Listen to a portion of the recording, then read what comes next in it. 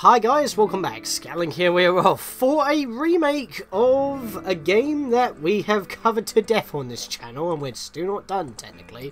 And not only that, but this is also a remake of a video that I did, Ocarina of Time 3D Changes. Yes, I'm going back and doing this, and yes, we're on the widescreen kind of setup right now, but I'm going to be experimenting with the screen during this video as well, mainly because I want to, like, you know, just experiment a little bit more how I can layer out 3DS games because of the two-screen thing. I don't do many DS stuff, I don't do many 3DS stuff, and now that I have the 3DS capture device, and this is also a little bit of a time coming because I wanted to do this a few weeks ago, but soon after finishing out in time, but I kind of got a bit burnt out and stuff like that. But yes, this is a much more professionally done 3D Changes because that was before we even did our, you know, our first Let's Play, and this was our 5th Let's Play, so we're going back this again. The old version is still in the card at the corner up above, if you want to go click that and check it out. That was very shitty, pointing the camera at the screen, but yeah, you get the gist. So let's hop in to our main game. You do get Master Quest built into the game, so that's pretty cool. Huzzah! Gotta keep that in. Files are a little bit different than last time, but, you know, that's a thing. 2013, wow, it's been a while since I last touched this version, because of everything that we've been covering on the channel since then. Yeah, it's kind of weird as well how I'm pretty much doing this, but I was also a lot nervous back then as well. I'm a lot more confident in my video making, and hey, I have a 3DS capture device. Quality. So, as you can see immediately with the file select screen, we've got a nice little figurine of Link, which never actually became an amiibo. We did get an Ocarina of Time Link amiibo, but it was completely different. I'll probably put that on screen right about now. And he does a slightly different pose for the Master Quest versions, and you get 3 files for each version of the game. So yes, Master Quest is included, but the only difference being that, I'm just going to say right here, is that it's mirrored and you take double damage. That's literally the only change from the GameCube Master Quest version. So yeah, it's like a remake of the Master Quest version as well. Dungeons are the same as what they were in the GameCube version. So yeah, file selection screen's a little bit more condensed. That's really all there is to say, really. So let's just hop in. And let's get the hell out of here before I get burned. Alright, so we're in Ganon's castle, but immediately, as you can see, I've probably edited the video in such a way that the HUD is pretty much all in one screen, effectively. That's going to take a little bit of time to edit, except for the map in that case. But we're going to go back to the, well, the method I'm actually recording this in, the side-by-side view, so you can actually see both screens. I don't exactly like how you have one screen being the predominant screen, and then the other screen being very tiny in the corner. I like to have both screens at the proper aspect ratio or sizes. That's kind of how I do. Might even put it into the border. I mean, like I said, this is more of experimental, but also a lot more professionally done in terms of the visual output, because as you can see, it's a lot crisp, it's a lot more smoother. I am using the, what's the filter called again? Let me have a look on the viewer here. I'm using the anisotropic filter, not the bilinear filter, because I know a lot of people don't like bilinear.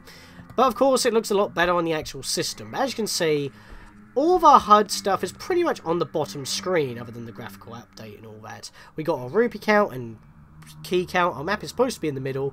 Our health and magic are at the top of the screen, so it's still in your, like, immediate eyesight when you're looking at the top screen for the main gameplay, which is this side, of course. And yeah, it's in your immediate sight. I still wouldn't have minded having it on the top screen, just like in its usual spot, but I can understand why. Context sensitive button is on A, as you can see when we move, it goes to attack and whatnot. B, it's kind of embedded, so we have our usual attack and whatnot. But item buttons, we have X and Y, which we can't use because I haven't got anything equipped to them. Yes, you can actually dequip items this time, that's a change. But you also have these 2 buttons, 1 and 2. You just tap the corner of the touch screen, basically tap that button on the touch screen, and you put them on. Plus, boots are now an equipable item, as well as the Ocarina of Time having its permanent item, having a permanent item spot you can never remove. So the Ocarina is always equipped, and you have 4 item slots instead of 3. So technically you have 5, because I always have the Ocarina equipped. And of course we've got View, which if Navi gets a little bit angsty, you know, that will obviously be replaced until you can actually look again. But you have gyro movement. That's smooth. If I try to use the analog stick, however, it's very slow, but still a lot more accurate than you would expect. So let's hop into the little tabs here and let's have a look at the menus. I'm going to do map first because obviously there's no map here. If we were in an actual dungeon, it will be the standard usual. You can choose your floors, you see what floor you're on, where you are, where the chests are, and if you've got all gold skulltulas, either in the dungeon or on the world map.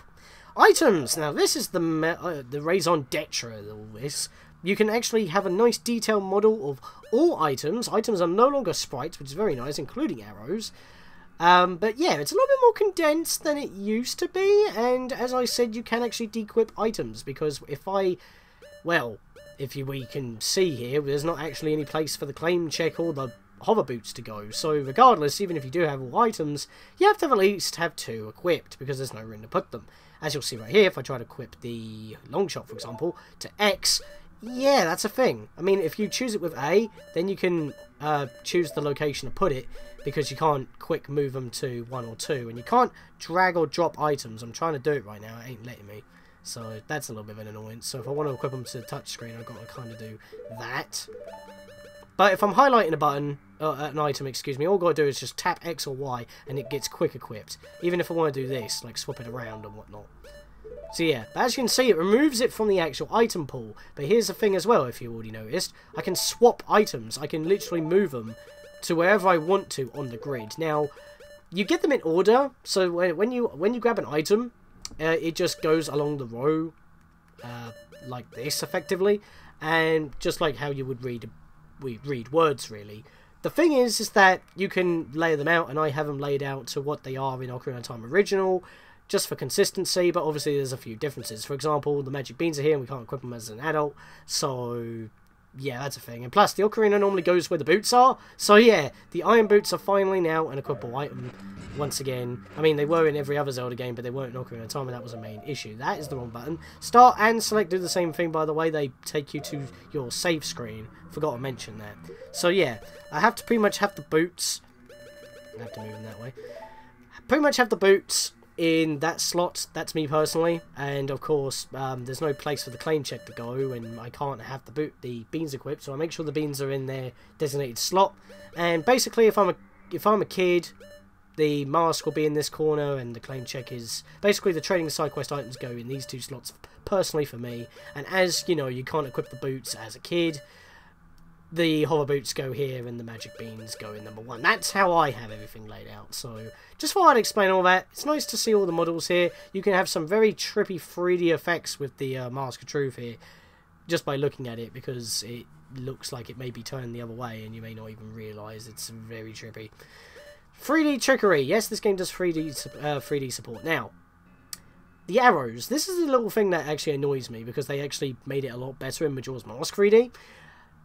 You have to actually choose it in order to equip it, or you choose it again to switch the arrow that you're going to use. You can't equip multiple different arrows on different buttons to hot swap like you can in Majora's Mask 3D. Funny how I can talk about that now because that exists, but you get what I mean. So yeah, that's how you do that. And finally, the last change that we've really got to talk about is gear. Now, gear is basically your equipment and your quest status sub-screen rolled into one, and we can also see the back end of the medallions, which have a nice Triforce symbol. Makes sense, they are holy medallions after all. So they have their unique symbol, and then they have the Triforce on the flip side. There's your ocarina, because, well, the music isn't here, there's no room to have the music, so just have the ocarina here, since it's not an equippable item, it was equipped, so it's here, so it makes sense. So where are our tunes that we have? Well, we'll get to that in just a bit. However, there's one more unique thing that we've kind of noticed here. A new item has shown up, the Shard of Agony. Now, here's the thing. Because the 3DS has no rumble, even though the DS does have rumble via the rumble pack, if you're playing on a DS or DS Lite and using the Game Boy Advance rumble pack that plugs into the second slot, not many games used it, but I know that, for example, Mario & Luigi Partners in Time did. Obviously, DSi can't use it, so DSi and onwards, they don't support rumble. They have no rumble feature, even though the 3DS systems have gyro and DSi onwards had camera. How do you replicate the rumble pack or the Stone of Agony? Well, they remade it into the Shard of Agony. When you're near a hole, it will just make a nice ting. And I think that was still carried over in Majora's Mask, even though most holes are covered by rocks at that point. Or, you know, there's some other indicator that allows you to see them, like the floating butterflies and whatnot. But in Ocarina of Time, that was what the Stone of Agony's purpose was. So there you go. Guru token. It's not called the membership card, it's called the token now. Don't know why that was changed, but it's pretty much exactly the same functionally and visually. All 100 gold tillers yet again. All the equipment's here. The boots aren't here, of course, because they're now equipable items. And yeah, you can pretty much just hot swap and you get nice detailed models. I like having a look at the Kikiri sword, to be perfectly honest. It looks nice. Even if this was a remake, they could have made it look like the Majora's Mask version of the Kikiri sword. I still don't understand on why it had a visual change. Maybe it's because it had a wooden hilt and that wasn't good, so they gave it a metal hilt instead, and that was the only improvement they made. But is it me, or does the Kikiri sword look longer in this game compared to Majora's Mask? Maybe that was to justify upgrading to the Gilded Sword instead of, and not relying on soul power, because at least then if you go for the Great Fairy Sword and didn't know about the Gilded Sword, there you go, because the fairies are a lot easier to grab. I'm talking about other games that are not supposed to be here, so that's a thing. But yeah, there's actually one more visual difference I need to talk about. We already know that the Biggoron sword in both the original or any of the N64 versions that were ported to other consoles, or the remake, it has its own model, that's a thing. But if you remember, that's the wrong button. If you remember, in all versions of Ocarina of Time other than the 3DS version, even when the Biggoron sword was put away, it still had the Master Sword shape when it was sheathed. But when you unsheath it, it would actually be the Biggoron sword. As you see, I have the Master Sword right now. It's still got its usual shape.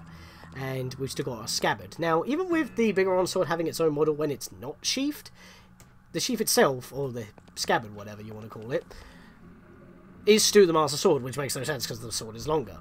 So we put it away and whatnot. So if I do this, that was wrong yet again. I keep pressing start because I'm used to pressing start. If we switch to the Biggoron sword, you notice the change. Now, if I can get rid of the text box here, it's got its own scabbard now. It's a lot plainer, but it actually matches the length of the sword, and that is a nice welcome difference. Because, well, the hilt is also, well, the handle itself is also now changed visually when it is sheathed. It just makes a lot more sense, and it's just a nice touch that I appreciate.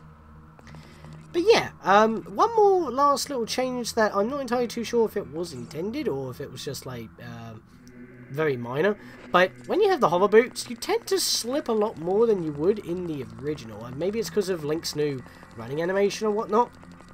But I do tend to find it a lot more slippery than usual. Even getting a start from a running start is also quite lengthy as compared to when you don't have them on at all. I think that this was done to emphasise you not having them fully equipped permanently, because when you get the hover boots, most people leave it on because you don't really need to make long jumps anymore, except for specific instances where you want to grab a ledge while gaining a bit of height. You just leave the hover boots on for the most part because the ice physics aren't that prevalent. But here, the ice, well, in the remake at least, the ice physics are a lot more prevalent. And I think that's to emphasise you to de-equip them a lot more, because as it's not a pain to de-equip them, it's just literally a tap of a button, which I like how he clicks his heels, like in every other game where you swap shoes. That's very cool. It's like Urza's Requip, I swear. They have so many similarities. Maybe Urza Scarlet's abilities was like a parody on how you switch equipment in games very quickly. I don't know. But yeah, that's pretty much all the changes. I know that we just hang around here, just like in the original version of this video, and this video is probably a lot longer as well. But I had a lot more stuff to talk about. It was a lot more free-flowing. Of course, it's been like 5 years now since that video. 5.5 in that video in particular, because I made that before I even thought about doing a Let's Play channel. I just slapped it up because I didn't have I was still waiting on my Dazzle because it was late, and I needed to have something on the channel, and the video did okay, but the quality... Get that shit out of here. It was shit, let's be fair. It was like it was a Samsung J1 camera. And with the voice quality as well. I'm using a Blue Snowball and direct footage from an actual console. So, what can you do? But yeah, that's pretty much the changes, and I will be doing another video, which is a Redux, or more like a companion video, to the glitches and tricks that we did before. We'll be sticking solely to the 3DS version. We'll be redoing the three tricks that I showed off on the 3DS version in that video, so it's a lot more clearer for you guys, and I'll probably be messing about with the screen yet again and laying out the different elements of the bottom screen onto the main screen, so we have it full screen, you know, just to, you know, make it look nice and whatnot. It's just, like I said, a bit of an experimentation, as well as just heightening the quality of the video itself. But not only are we going to be doing those 3 glitches or tricks yet again, but we'll be doing one additional one that I didn't know at the time, and it's pretty cool. It pretty much allows you to, well, start the game with a weapon. Yeah. So that, guys, I'll see you guys next time for that.